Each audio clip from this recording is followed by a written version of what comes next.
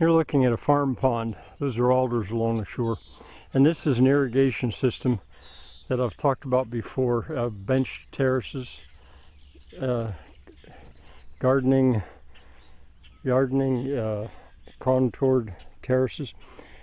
And why I'm filming this right now is I mean, there's very, very much to be said about this.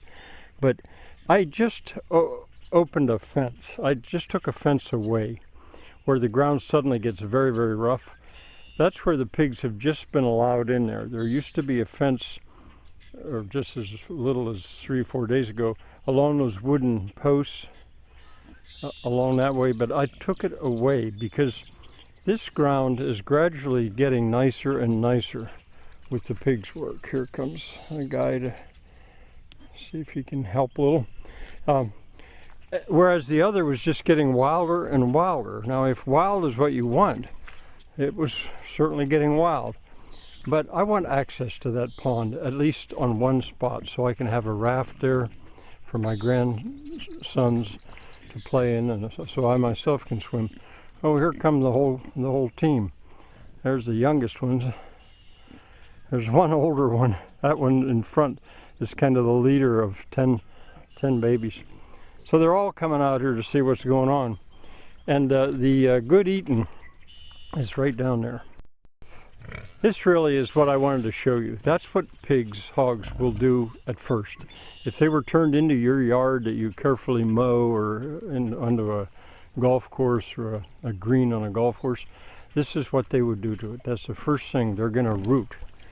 They're going to get those bugs and the roots and the tubers and grubs and stuff. They're going to go for that. But then eventually they turn to grazing. This is about, let's say, 1 year later. It looks like this. Now all the water is because I'm irrigating it in advance.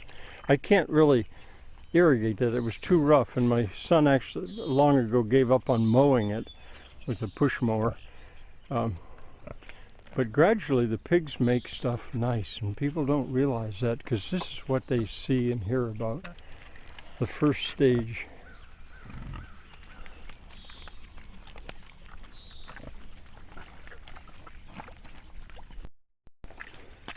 See, all around me, the pigs of different ages are working on this. They're rooting. Well, that, and there's not wanting to give up on his mama, her mama. They're all working on it. Now, I had a little problem with them getting around the upper end of the pond. They found a way to wade through the shallow water and get around the outlet. Well, I'm going to film this later in a week or so and show you how it develops. But there you can see the difference between what's wild on the right, what's about a year's worth of pig grazing on the left. Oh, and one other thing I wanted to show you. They leave things. There's a plant right up here that I can't name yet that they've left. But in the winter, that was right down to the ground. They ate that right down to the ground. And then there's another, I call them New England asters, Canadian asters. They won't eat them either. They won't eat willows, pigs, and they won't eat alders. There's a few other things they won't eat. Multiple rows, they'll root that out, but they won't eat it, I don't think. Even the littlest ones, they're getting in on the action. Here's my boar, the oldest boar, the main boar. They're all doing a job. And a group of pigs is called either a passel, sounder, you can hear them sounding, or a team. And I think of these guys as a team. Here's another thing I think is worth filming.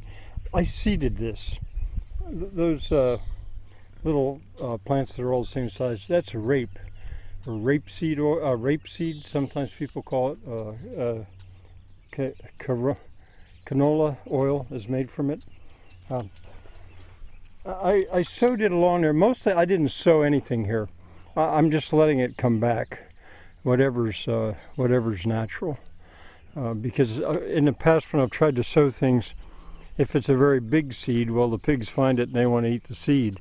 But we'll see. And in any case, when I sowed it, I sowed right up along the breast of the irrigating ditch, because that's a place I knew I could keep the right moisture as long as there was a water supply. Buttercups? No, I don't think. I don't know. But the reason I stopped here to film that, there the boar's all tuckered out, he's laying up, is that patch right there, which I spoke about earlier, that they won't eat it.